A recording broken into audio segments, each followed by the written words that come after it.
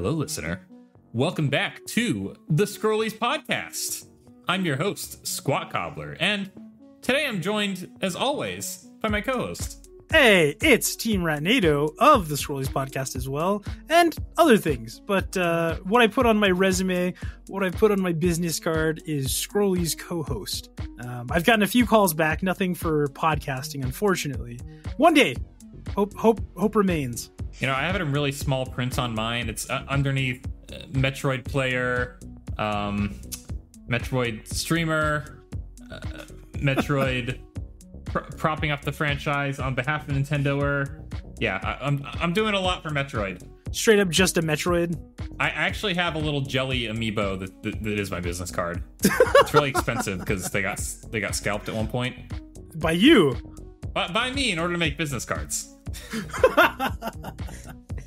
We're not hoarding Metro amiibos alone today. We are also hoarding a certain guest.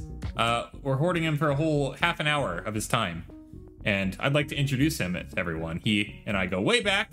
One of the first people, actually, the first person that ever stopped by our Twitch channel when I started to stream. So want to give a special warm welcome to LordTreborian. Hello, everyone. Hello. Or Trebby, as I called him. I don't know how you feel about that, but I shall continue calling you Trebby. I'm just the unwilling servant that Sean just talked about. So. Yeah, he's here against his will for 30 minutes only, and then we'll let him go. We broke the Mylar bag. He's been on the shelf for a little bit, just waiting. Hey, when can I get on this podcast? And we broke the seal finally. The collector's value of LordTreborian has gone down a little bit, but I think we'll get even better use out of him now. Been 2 months of me nagging. Did you? I did. You did. It's true. Once a week months. For the last 2 months, I've been sending Sean a text here saying, please let me on. Please let me on. 2 months of begging from the shelf. Have me on. And we finally unboxed LordTreborian to have him here on Scrollies for all of you to hear his input. As a matter of fact, Cinnamon Toast, we never take him out. He's still in like his graded plastic case, and we just hold the mic up really close to it. So we have a number of people up on our shelf, just packed away. Cinnamon Toast, a rating of 9.5. So much like the Prospector from Toy Story 2, Cinnamon Toast is more valuable in the packaging than out. Probably suffocating in there, though. Maybe a little bit. He's fine. Totally. But Treborian, we are having you on today, a topic that only you can fully explore with us. Every nook and cranny, Of course. top to bottom, and maybe even some pathways into different levels of this discussion. We are, But they all go back to Treborian. They do all lead back to the center, which ultimately is this guest we have It's on. me. It's the you. world revolves around me. This topic, LordTreborian, and Ratnado, and listener, being hub worlds. Both the ones that we love to get into, explore top to bottom, and the ones that we can't wait to get out of. We'll talk about them all, but before we do that, LordTreborian, what was your first ever hub world that sticks to mind? I can't remember what game was the first hub world I ever played, but the one that sticks to mind is the one from Kingdom Hearts, the first one, Traverse Town. It kind of was the definition for me of what a hub world should be. Yeah. Kind of would define what makes a good hub world from a bad hub world. And it's a shame because for the rest of the Kingdom Hearts series, they didn't really have a hub world after that. So it was really only in the first game, but yeah, I mean, I can tell you why I loved it so much if you want me to go into that. Please do. I think what the thing about Traverse Town in that game is it really set up the story. It throws you into it right away after the tutorial, and it kind of shows you a lot of the platforming, shows you kind of how the game is going to work. I think that's what made it a good hub world, is it showed you the concept of the game, like the functionality and how the camera works and things like that. And then also, after any time that you had to heal or buy potions or level up your equipment, I think even leveling up your ship in that game, you had to go back to Traverse Town. In Kingdom Hearts 2 and Kingdom Hearts 3, there is a shop in every other world. In that game, I think there was a shop in Agrabah, and that was it. And it was a tiny one. There were all the important main shops were in Traverse Town. And I remember when I was beating the game, I actually, as a kid, like I purposely did not do the last boss because I felt so connected to the characters back in Traverse Town. I felt like if I beat the game, I would have to restart all my connections with them again. It's almost like they kind of felt like a family at the end of the game because you have to continuously go back to them. There was Leon and Yuffie and the whole gang that you get to meet at the beginning of the game. Their progression with you is kind of more of a family than just a friendship. Certainly. Yeah. Once the credits roll, things go back to square one, and those people forget you. You have to meet them all over again. It's tragic, truly. You know, I'm glad that on Shrax's Kingdom Hearts quiz, that none of the shops were brought up in the questions, because I would not have gotten those. I would have just assumed they were all in Traverse Town throughout all the games, because it has a pretty chill beat for its overworld theme. No, even later in games, they got rid of Traverse Town in the third game. It's not even there. Rip. Breaks my heart. Radiant Garden, Twilight Town, they just can't quite compare. Traverse Town really has like the best music. Even as a kid, I love that song so much.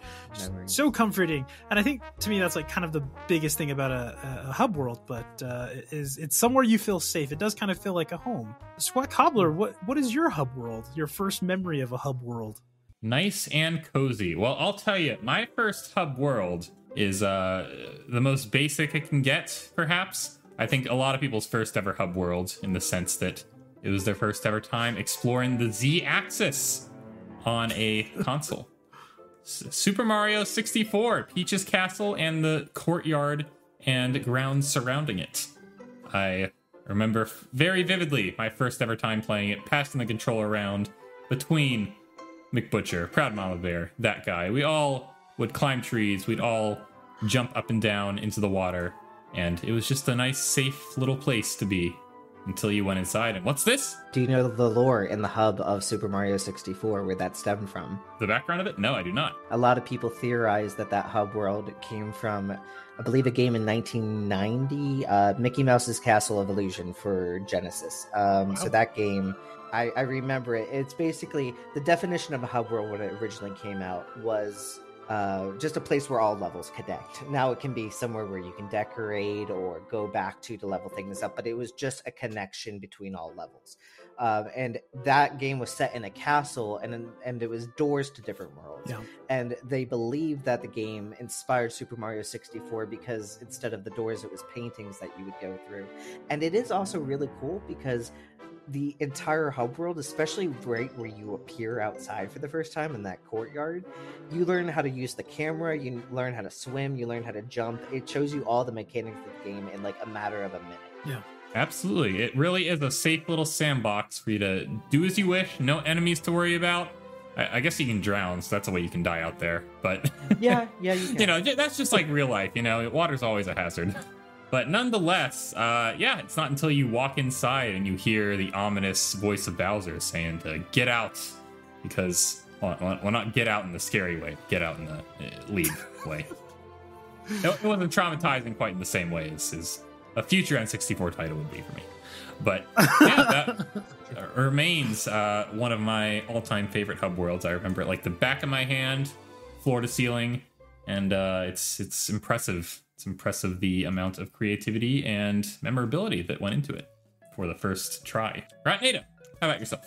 Mine probably was, in the sense like we're talking about, the first thing that really felt like a hub world is also Super Mario 64. So I'll go one step further and say kind of the thing that has been my definition of a hub world, and Squat Cobbler's going to like this, Diddy Kong Racing. Which, I don't know why N64 games had so many. I mean, I understand it. I had a hub world. I didn't know that. Yeah, so when you start the game, it kind of just like plops you in this area, and there's a whole area you can like fly around, you can drive around, and once you unlock everything, and it's a little bit like Donkey Kong 64 and Super Mario and Banjo-Kazooie. Surprising, some of those are connected more than others, but from there you go, here's this thing, here's this race, here's how you do this. And part of like some of the stuff we've talked about before, I think, is like totally N64 hub worlds because of the limitations at the time. That's why they did so many of them.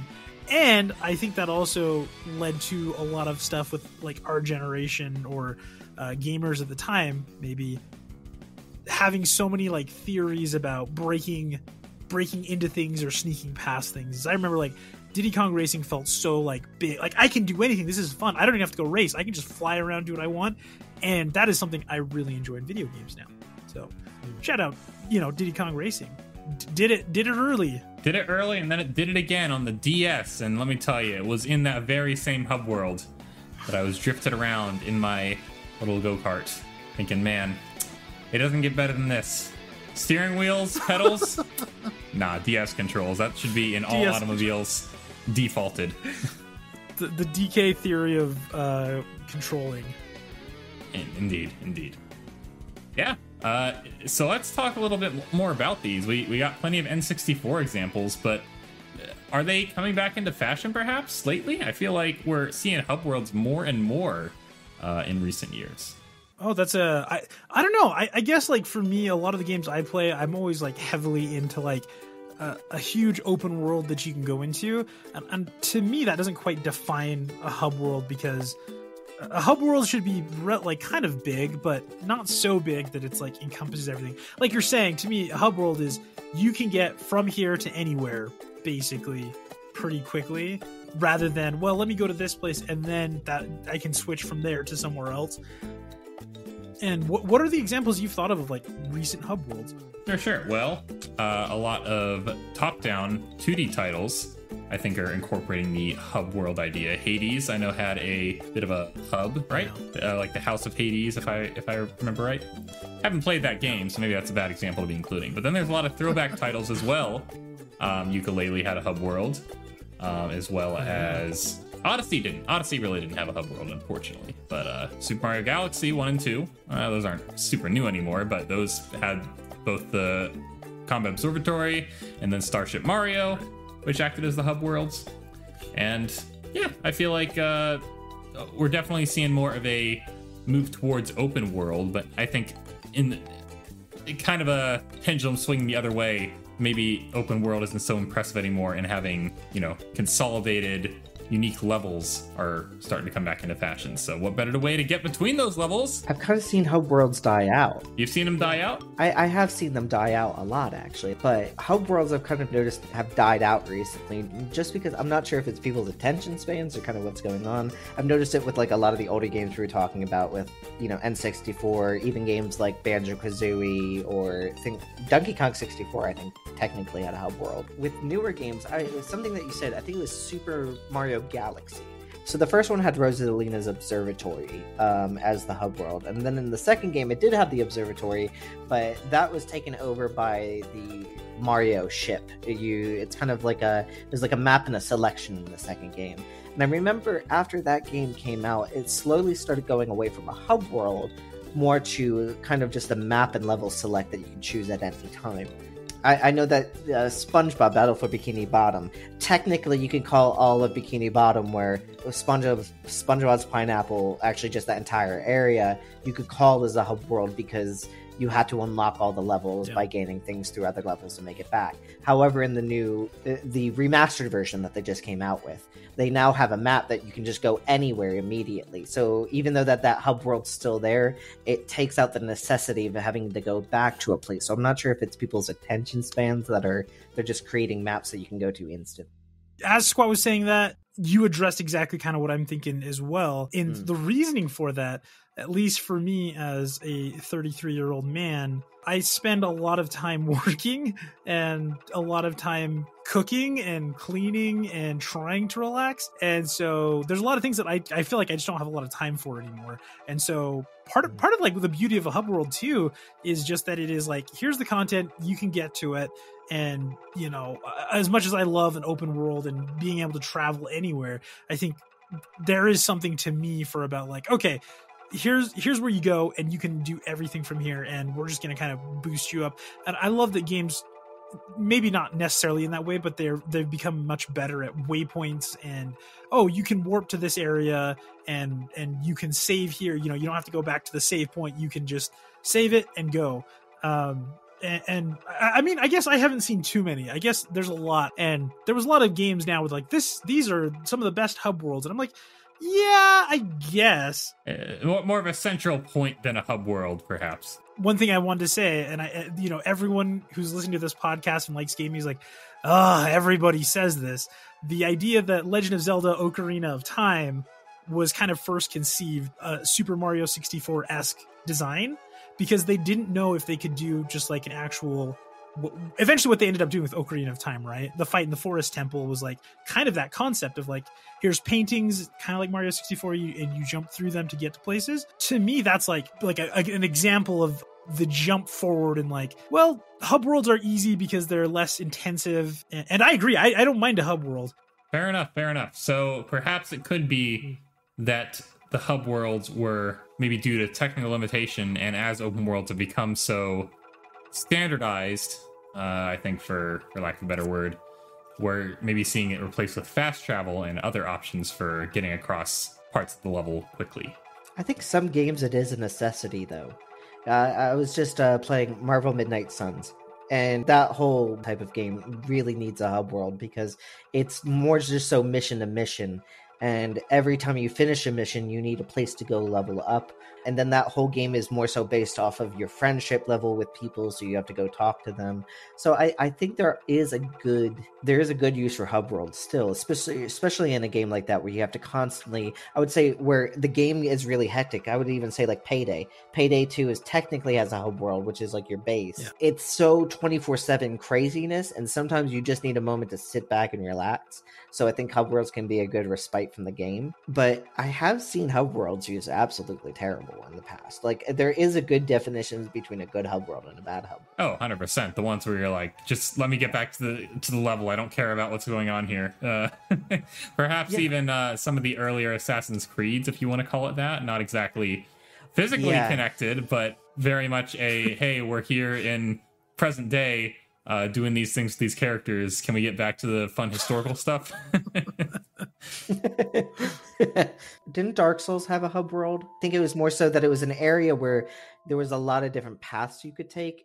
And I think if it shows you the difficulty of the game, because I remember is this area that like connected to a it wasn't a burial chamber, it was like a graveyard, and there was like these skeletons that were a lot higher level and harder than you, but it kind of showed you the progression of what this game was going to be like for the rest of the way. So I think that's more of a good I think what makes a good hub world from a bad hub world is that it needs to show the mechanics of the game right away. It needs to show progression. I think the only problem that I see with a lot of games that have hub worlds is that what do you guys think about like replayability with hub worlds? Just because I feel like once you beat the game, I don't feel like there's much replayability going back to a place where you have unlocked everything. Yeah, I guess it would depend on how much of a playground it ends up being. If you can use all the new moves you've discovered or the abilities or the additional powers you've gotten throughout the game and exploit them in new and creative ways throughout the hub world that you're so familiar with, then yeah, I don't see how it... Or I could see how it could get old, but if you continue to have new options available to you, then maybe the second time you play through it, you're able to get to places a little faster. Maybe you're able to do something a little glitchy, a little hacky in order to get where you need to go. I'm thinking of all the Mario 64 players who were able to get on top of the castle by just wall jumping and using their moves.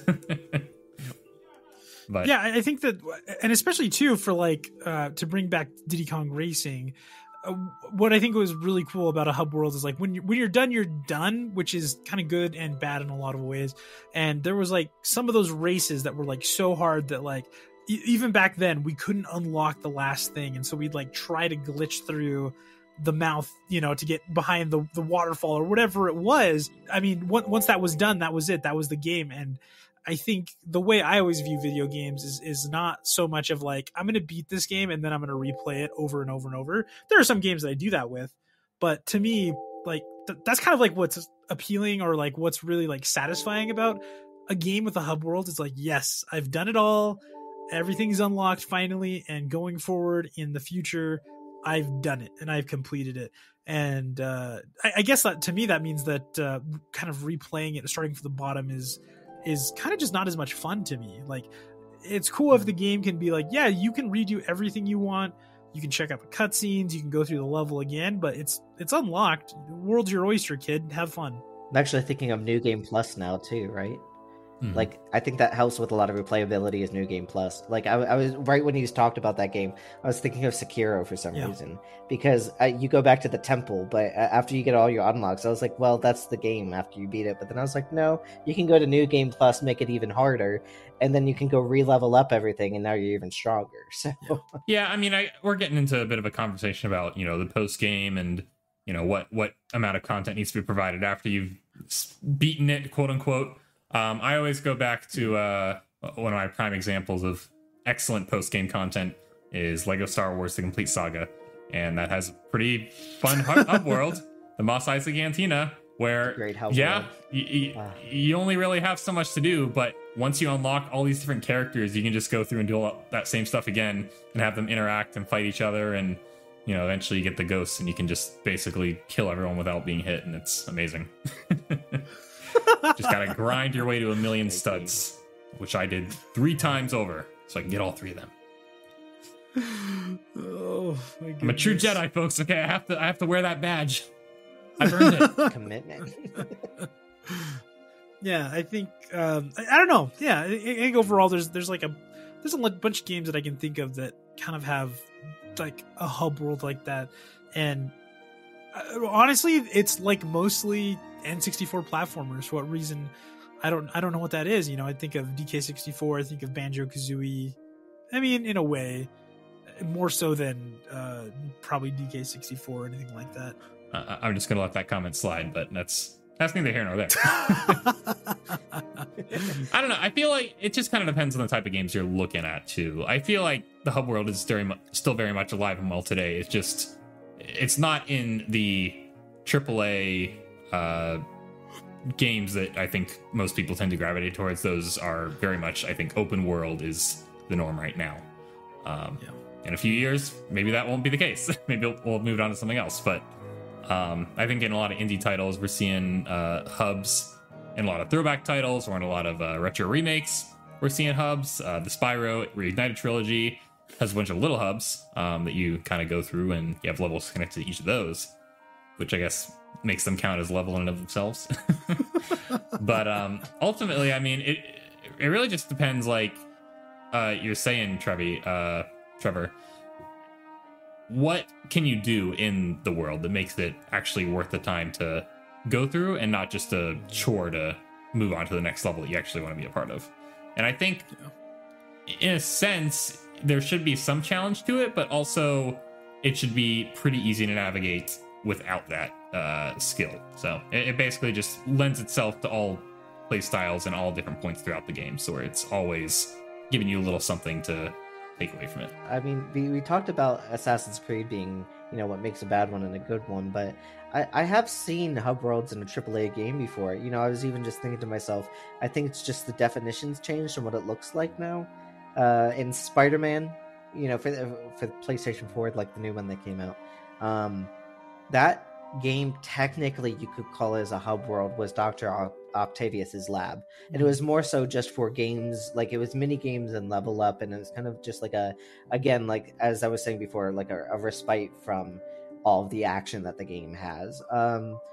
So I think hub worlds are not going to die out, especially when you talk about in the indie area of games. Even Hollow Knight is technically has hub worlds. It has sections of, I think, the City of Tears that are a little bit safer to like be in, and it has the upper areas outside of the underground areas that are just a bunch of shops. So I don't think it will ever die out, but it's not going to be the same way it used to. And I think the main reason, Rat, that you were talking about, which you were talking about just loading in too quickly to a new place, is just how quickly data can save now. Yeah. Because I think it was definitely important in a game like, you could even use the original Resident Evil, the first Resident Evil. I mean, it's technically, there's not hub worlds there, but there were save points. Yeah. And there was, the typewriters, right? Yeah. And safe rooms. So, and safe rooms. So a safe room you would have constantly went back there. It's just a place for safety in those games. But I think the reason why hub worlds have died out is just because, I mean, look at the PlayStation 5 and Xbox One. Their load times are insanely quick. You fast travel, and in a matter of 3 to 4 seconds, you're already at your next area. It's not like a minute or 2 minutes for each area. There's no loading screens anymore, so there's no reason for a hub world. Perhaps the hub world concept is kind of a safe level that's outside of all the main levels, has transitioned into the idea of a home base, somewhere that you can, experiment, that you can, play around, do little tutorials and level up in, but aren't necessarily where you go to all the levels through. So, I mean, using your example, right. Spider-Man, you get to it from the overworld, so it's kind of a little level in and of itself without the danger present, and that you can kind of relax in, much like Hollow Knight, much like, any other big map. Which is probably just like really like the chasing after of like the most immersive experience you can get, because there is something about that to say of just like going to the thing and then scrolling through and looking at your levels isn't too different from a hub world, except for it's giving you a little more interactivity. Whereas like an open world's like, okay, yeah, I probably could fast travel there, but if I walk there, I can make it from here to there. And imagine the budget it takes to make all that look organic and good. That's the reason why we're so into it now, is because we just want immersiveness. And a hub world speaks to something that's just like platformer, cartoony, goofy character, and them being like, all right, let's go to this level, sorry, that's my goofy.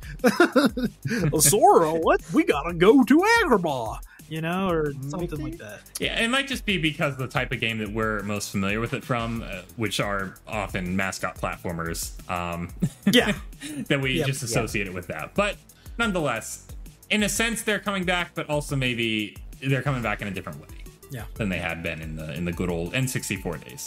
I have noticed in VR specifically, hub worlds have kind of risen up a little bit more. Specifically in VR. We're about to talk about Cinna's Rec Room. That's a totally different subject. his little dorm that we not just throw Rec markers Room each other in. I think the Oculus and the Vive both used a outside of games. It's kind of like a game selection now as well. Yeah. So you can choose whatever games that you have downloaded on your PC through the hub world on your VR. So. Man, that's really outside the box thinking. Our VR OS environments, hub worlds. I guess they fit the definition, my right? apartment's hot in VR. is the real world just a hub world for our video games? I mean, if you really think... No, just kidding. Enter the main. I'm sorry. I'm leading us off topic, but... Yeah, I just wanted to actually ask you, Rat. This is just kind of your opinion. I wanted to bring this up at the beginning. This is a totally different topic, so you don't have to answer it long, but do you think MMORPGs have hub worlds or no? Because it's kind of just more so like there's so many different hub worlds, it ends up being cities and things like that. Like, do you play a lot of those? Quick answer, I think, is an MMO. An MMORPG does not have a hub world. Asterisk, I think, like, you have your Guild Wars, which had essentially a hub and instance stuff where you go out of. And as we're talking, like, MMOs have completely changed now. Even, like, Final Fantasy XIV, which I love, I think has done a lot to modernize the idea of an MMORPG. Whereas, like, I want sprawling kilometers of stuff I can just run across and explore. And probably a more modern gamer that everyone agrees with, Vivian, is like, I don't want to do that. Just make everything really close. Like, make it a big world, but not too big. And I don't want to run anywhere just to be running anywhere. Overall, probably most MMOs these days, they fit more into like a AAA, and that like it's like open world, but it's not in the same way of, say, like an EverQuest or a Star Wars Galaxy, where it's literally like, go outside, go in any direction, and you can go wherever you want to go. And there might be like some blocks, but there's no like loading zones in the sense of like, here's your little room and we're going to trick you and make it seem like it's big, but it's tiny. But really, like, see that direction?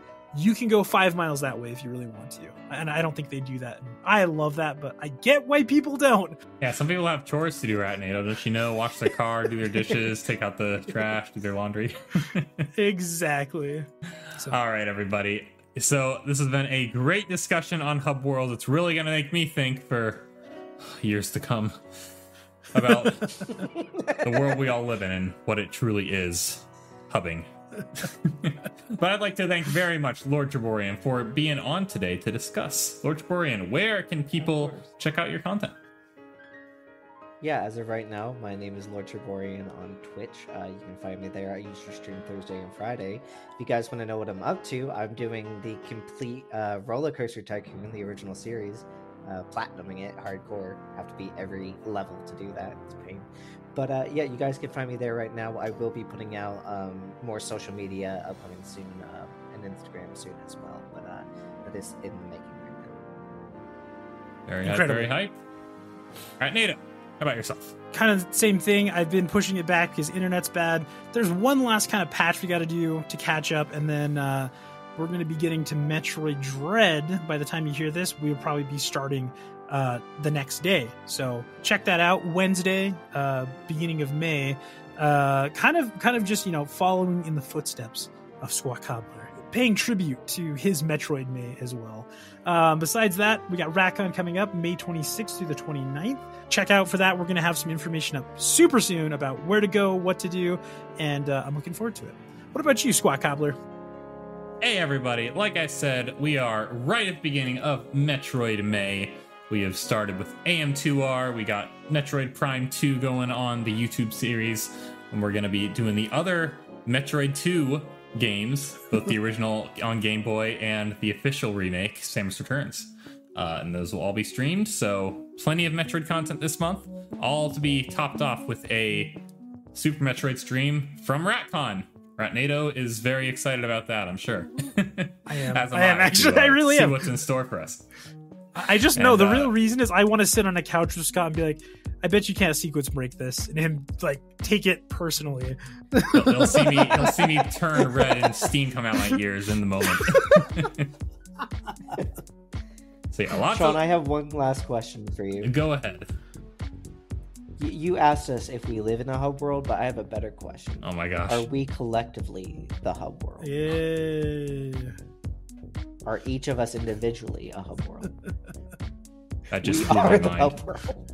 That just blew my mind. This is too deep for Metroid May. Save this for philosophical summer. This summer, philosophical summer. Philosopher summer. I don't know. Philosopher's summer. Harry Potter and the Philosopher's Summer. Philosopher's Stone. It's been great having you on, Trevor, and thank you so much for talking with us about this today. I've been Squawk Cobbler of the Scrollies podcast, of Twitch, and of YouTube, and I'm joined by my co-host, Team Ratnado. That's me. That's it. And we'll see you next time. I guess we will. All right, everyone. See you later. Bye.